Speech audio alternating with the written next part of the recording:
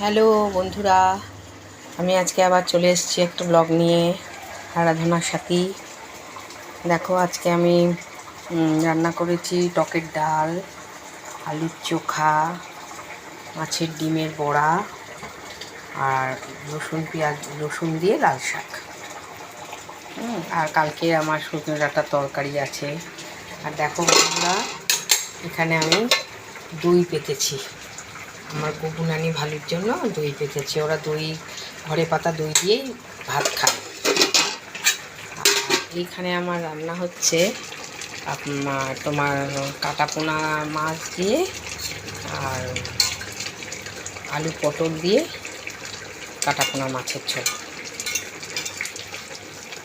মাছের পিসগুলো দেখো, খুব ভালো, বড় বড়, খুব সুন্দর মাছের পিসগুলো।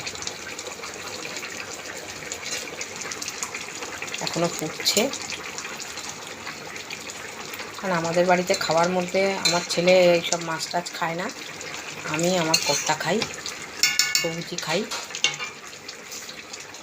কর্তা মাসে এটা ভালোবাসে মাছ, আর ছেলে এসব খায় না। আর এই যে রান্না করেছি বন্ধুরা, কেমন হয়েছে কমেন্ট করে জানিও, আর লাইক করে দিও, একটা সাবস্ক্রাইব করে দিও।